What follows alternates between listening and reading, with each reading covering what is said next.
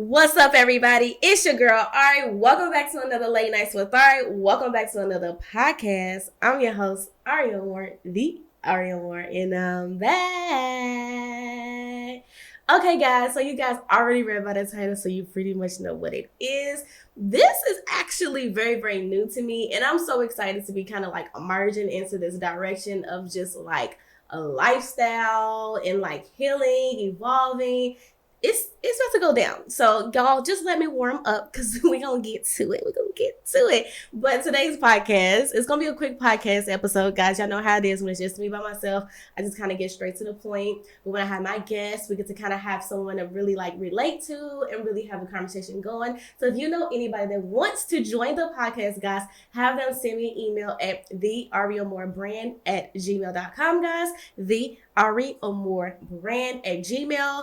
And yeah, let's talk. Let's see if you are a great fit for the podcast moving forward. So anyway, we're going to be discussing we're just going to do three today. 3 signs that you are dealing with a man that is broken. Although this is direct towards men, guys, this can also work for women as well because we're all human. We all have the same signs, the same traits. We all kind of deal with things a little similar, no matter male or female. But for the ladies' sake, we're going to do this for the males. I've been getting asked a lot about like trying to pinpoint if they're dating someone that is broken or not. Y'all, I'm not a fully healed person, period. I don't think any of us are. So when I go through my list, don't think that I think I'm better than anybody. Don't think that I don't have issues because I do have issues and I cry on the daily. Okay? Ask my man. He know. But so I just did some research and I'm going to go based off of my notes. That way we don't miss anything. So I searched on Google, what is a broken man? Everybody hits Google up all the time and I got something good because I never realized that there was an actual definition of a broken man. So very interesting. It says a broken man is just a person who can't trust as easily, can't give as much, and can't open his heart as fully anymore. This is very relatable because I feel like men and women tend to kind of fall under the same category, especially with they can't trust easily. I feel like I'm a little bit broken because my trust is extremely jacked up. And I don't like to evolve my heart fully, especially at the beginning. Like, I don't really like to just dive in and give people my heart. But yeah, let's just go ahead and get straight into the 3 fun facts. So if you're dealing with someone who you think is broken and some of these topics that we're going to go over, the little 3 topics that we're going to go over, if you can relate, leave me a comment down below. Let's keep the discussion, the conversation going, and we can roll it into another video, guys. So number 1, and this one is really good. Does he live in his past? Yes or no?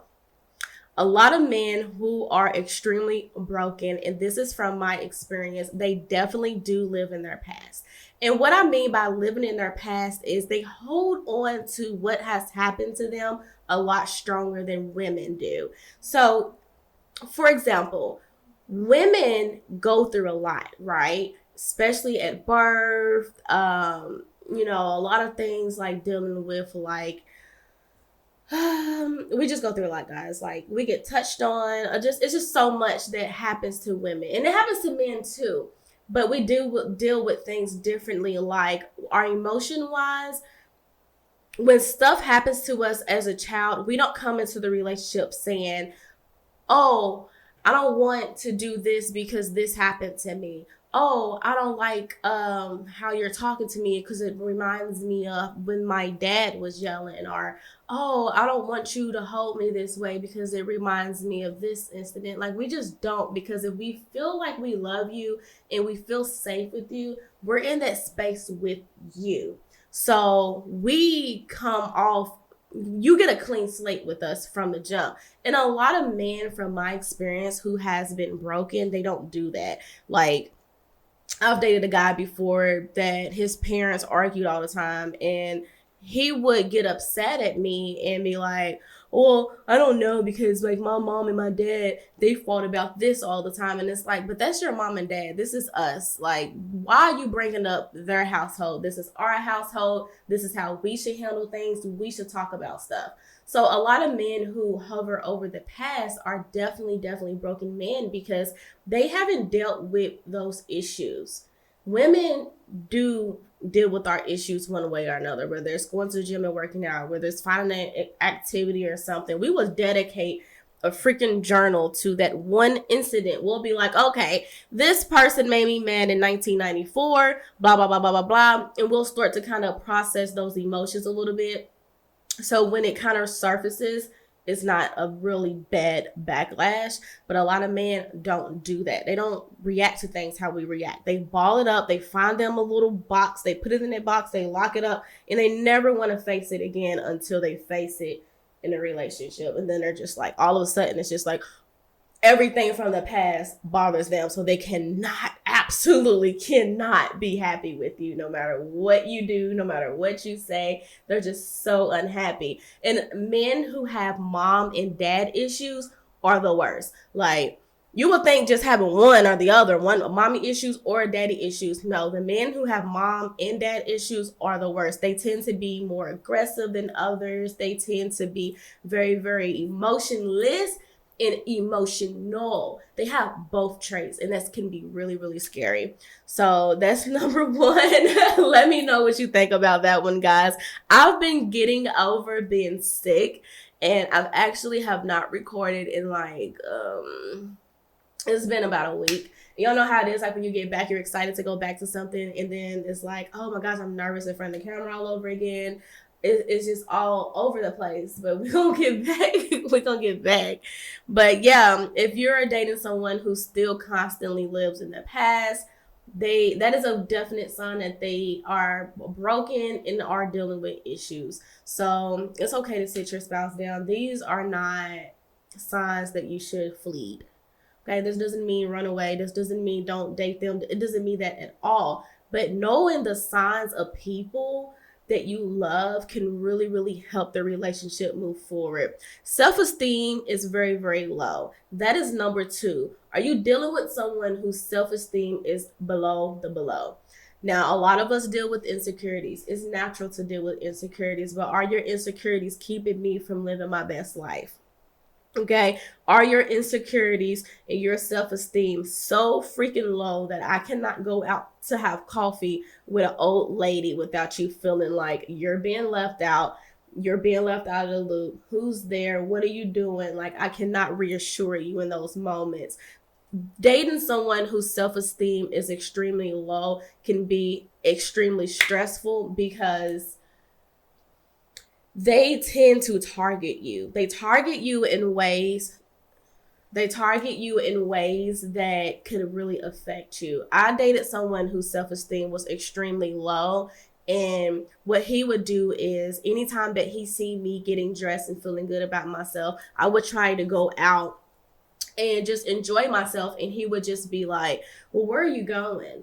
And I'm like, oh, this is where I'm going, X, Y, and Z. And then by the time I get there, I've had like 5 different phone calls. And usually in those phone calls, he's not like really trying to show me that, oh, I'm like looking at your background, making sure you get to where you're going. He will try to have conversations with me leading up to where I was getting to. And then by the time I would get off the phone, I'm like, okay, I made it. And he'll just be like, well, I should have went with you, indicating that I should have invited him to come along. And I feel like that is this low self-esteem, insecurities. You don't feel good about yourself. You don't feel confident enough to know that if I am out of your sight, nothing is going to happen. Nothing, you are always on guard. That's a deep insecurity. And I do feel like that's dangerous because someone who has low self-esteem and insecurity issues will affect your mental health. Okay.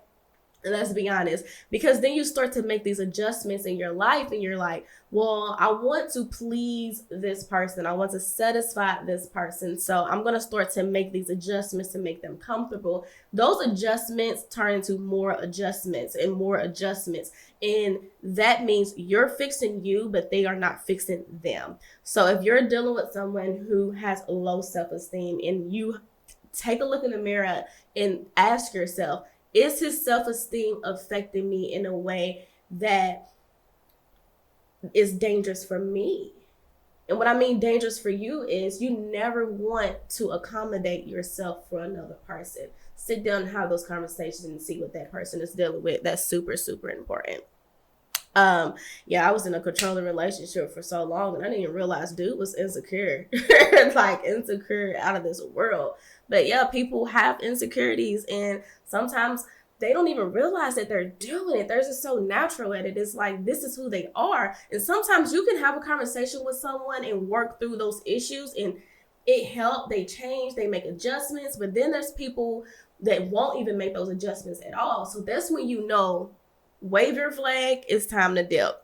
Another thing of a guy that is extremely broken, and this is actually at the top of my list, he doesn't appreciate your efforts, but is terrified of losing you. Let me explain that one because that one is super, super important. Most of the times, men who are broken look for you to fix them. And nothing you do is going to give them that comfort of I'm being fixed. Nothing that you do whatsoever. So if you're dating someone, and this is a good example to use, and you do something like cook a nice romantic dinner or just cooking dinner every night and you make sure that his food goes on the plate nice and pretty, you present everything very well to him, and he looks at that plate and you're like, I know I did that. I know I put a lot of love and effort into this meal. He takes that meal and he can nitpick that. He will make you feel like you did absolutely nothing. I dated a guy before. I would start cooking 1 hour before he came home because I wanted him to feel special. I'm cooking you dinner. I'm making sure everything's ready to go because I love you and I appreciate you and I want you to feel safe and secure when you're with me. So I used to make him dinner at the same time every day just to make sure that when he walked in that door, by the time he took his shower, took his work clothes off, I was making his plate. Everything was nice and hot and fresh. I love doing that. But he would take the plate from me and he would eat it and he would nitpick. Oh, you cooked this too long. This is too dry. I don't like the seasons on this. And I'm like, dude, I put so much love into this every single day. I didn't have to do these things for you. So if you're dating someone who is never satisfied by the actions that you make towards them to show that you love and appreciate them, you need to quit it. That is 3 different signs that you can recognize if you're dating a broken man, guys. But that's going to be it for this video, guys. Thank you so much for watching Late Nights with ARIE podcast. Until next time, guys. Bye.